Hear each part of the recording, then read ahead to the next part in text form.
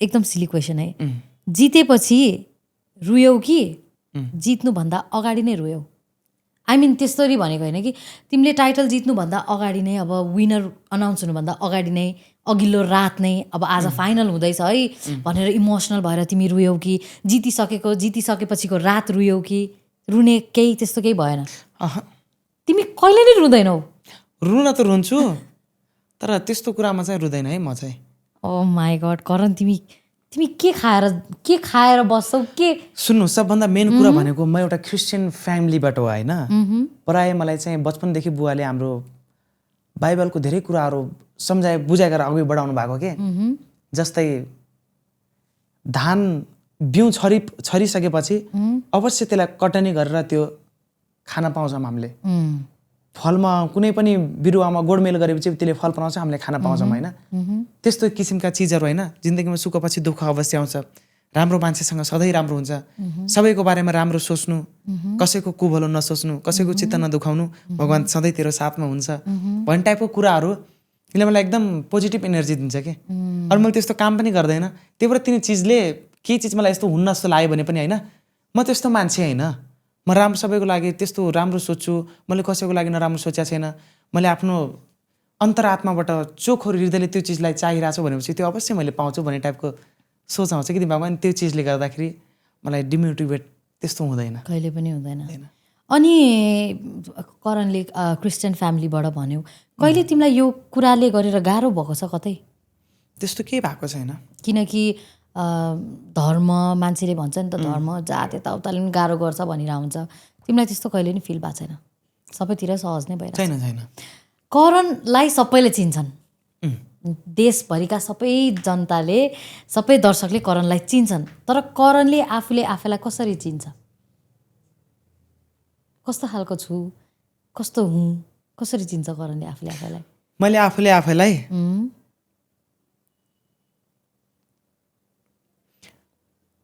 पागल मान्छे, साँच्ची। मेरो एउटा पागल भन्ने एउटा आदत छ कि, जुनुनवाला। ए ओके, त्यो खालको पागल। कुनै पनि कुरा मैले गर्दैन, यदि गरेपछि त्यो गर्यो के एकदम नहुने जेलसम्म। ढिट, एकदम ढिट के त्यो जुनुनवाला कि, त्यो एकदम पागलपनै कि त्यसमा कि, त्यो हदवाला पारवाला के, एकदम त्यस्तो टाइपको छ मेरो स्वभाव होइन। अनि मेरा कतिपय साथीहरूले भन्छन् कि तेरो पोजिटिभ राम्रो पक्ष नै यही छ कि, जो कसैले गर्न सक्दैन सितिमिति। जस्तै हेर्नु है, म पब्जी खेल्छु। मैले पब्जी नि खेल्छौ? त्यो त सानै पहिलेदेखि होइन, पब्जी खेल्छु मैले।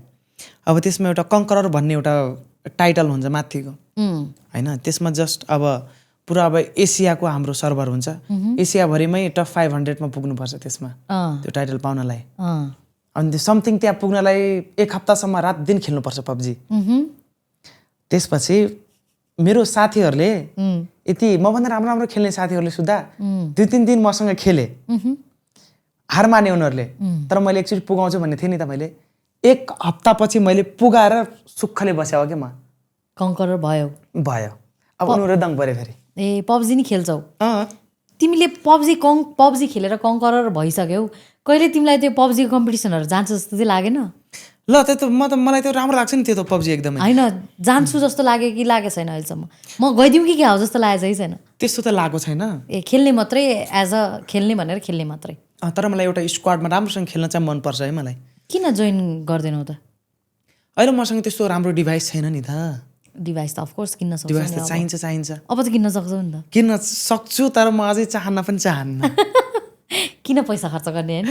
सही टाइम आउँछ भन्न चाहन्छु कि पब्जी खेल्नलाई नि सही टाइम आउँछ। अनि करण अहिले उमेर खोलिदिउँ कि नखोलिदिउँ? खोल्न मिल्छ? ल उमेर खोल्दैमा के हुन्छ अरे? कतिले त उमेरै खोल्न खोज्दैनन् नि त। के हुन्न होइन, अब फ्यान्सहरू यस्तो तलमाथि हुने त्यस्तो हुन्छ होला नि त, त्यही भएर नखोल्ने होला। तर तिमी अहिले कति 21 भयो कि 22 भयो? म 21 भएँ, तर मैले 25 भनेर हुन्छु। किन 25 चाहिँ? के कारणले? त्यस्तै भनिरहेको हुन्छु। होइन किन? मलाई किन मेच्योर बन्न लाग्छ। ओ माई गड, सानै उमेरमा मेच्योर बन्न मन लाग्यो?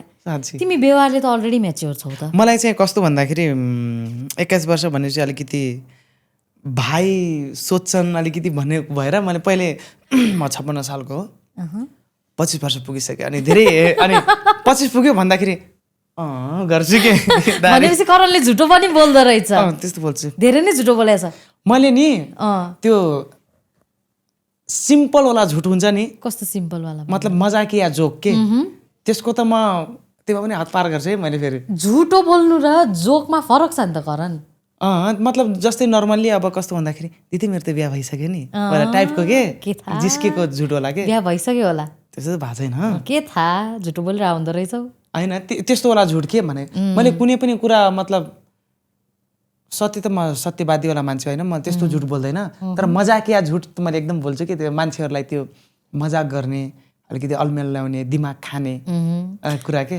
कहिलेकाहीँ मजाक गर्दा गर्दै तिम्रो झुटले कसैलाई असर गरेको अनि कोही रिस आएको त्यस्तोहरू छ छैन मैले सिचुएसन अनुसार मात्रै गर्छु फेरि ओहो कस्तो खालको सिचुएसनमा अलिकति एउटा दुइटा गऱ्यो फेस हेरेर थाहा हुन्छ नि त उसलाई नराम्रो लाग्यो भनेर धेरै गर्दिनँ कुनै पनि चिज धेरै गरेको राम्रो हुन्न नि त जे चिज पनि चिनी पनि धेरै खायो भने तितो हुन्छ जो पाइ त्यहीसँग गरेन त्यो साथीहरूमा अलिकति यताउता उमेरकै कुरा गर्दाखेरि करणले यत्रो 15 वर्षदेखि 21 वर्षसम्मको अन्तरालमा धेरै चिजहरू भोगिसकेका छौ धेरै कुराहरू तिमीलाई थाहा भइसकेका छ धेरै चिजको अनुभव पनि लिन पाइसकेका छौ केही कुरा तिमीले 15 वर्षको करणलाई भन्नु पर्यो भने के भन्थ्यौ होला पहिलाको 21 वर्षको करणले 15 वर्षको करणलाई केही सल्लाह सुझाव दिनुपर्ने अथवा केही कुराहरू भन्नुपर्ने सिकाउनु पर्ने थियो भने के सिकाउँथ्यौ के गर्थ्यौ जो पाए त्यही माथि विश्वास नगर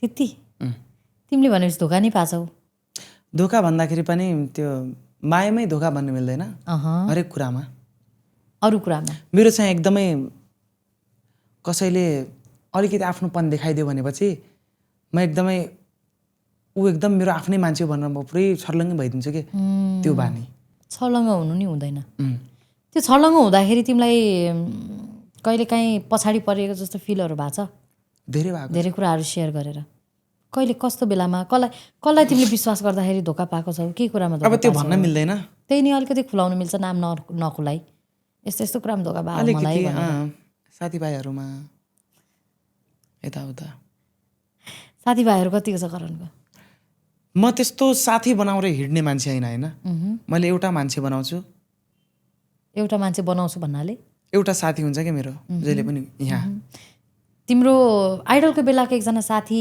थियो नि उसको कुरा गरौँ न बरु ऊ काठमाडौँमै छ यहीँ छ के गर्दैछ कन्ट्याक्टमै छौ कन्ट्याक्टमै सँगै बस्छौ सँगै त बसेर भेटिरहेको हुन्छौँ उसले पनि अब काम गर्दैछ म्युजिक गर्दैछ ए साथीले पनि ऊ पनि गाउँछ नि त उसले पनि ए साथीलाई पनि सहयोग गर्ने होला नि त अब तिमीले उसले मैले गाउने क्रममै त भेट भएको थियो रुममा पनि काठमाडौँ ऊ र म प्लानिङमा सँगै छिर्या हो नि म्युजिक सिक्न कसरी भेट भयो हामी चाहिँ विशेष म 12 मा पढ्दै थियो होला होइन अनि हाम्रो मामा विशाल मामा दाङ बस्नुहुन्छ कि उहाँहरूको त घरै दाङ हो आउनु भएको थियो भान्जा दाङमा त यस्तो यस्तो कुरा छ गरे सुनमुन मोसन पिक्चर गीत गाउने होला दाङ सिङ्गिङ एन्ड डान्सिङ होला अनि के छ त विचार भनेर भन्नुभयो मैले ठिक छ नि त त्यसो भए अब गाउनुमा एकदम रुचि भएको मान्छेलाई त अफकोर्स भइहाल्छ नि त होइन जाउँ न त कस्तो हुँदो रहेछ सरी भइहाल्छ होइन अनि म गएँ त्यहाँ गए बेला रोहित पनि त्यहीँ भेटेँ कि अनि त्यहाँदेखि एकदम मिल्ने साथी जब त्यहाँदेखि आउट भएँ त्यहाँ फेरि एकदमै ठेली सिस्टम रहेछ भोट माग्न जाने पसलमा कस्तो उनीहरूले एउटा ठेली दिन्थ्यो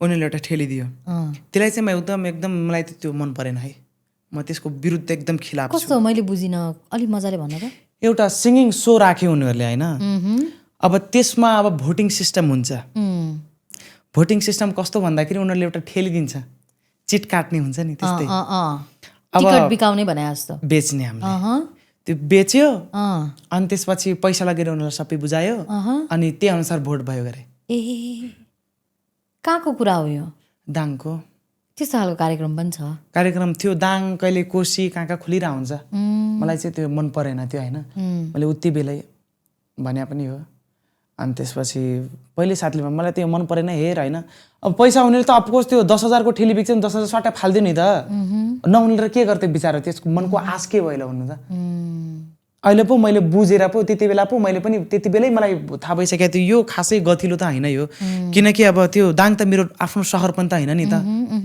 कहाँ जाउँ म कोसँग के माग्न जाउँ ल त्यही त नि कसलाई चिन्या र कसलाई चिनाएको छ र म त्यही पनि आन्टीको घर बसेर त त्यहाँ जान्थेँ म। अनि ट्यालेन्ट भएर मात्र भनिसकेपछि यो त यो बेकार ठाउँ हो यो भन्ने लाग्थ्यो।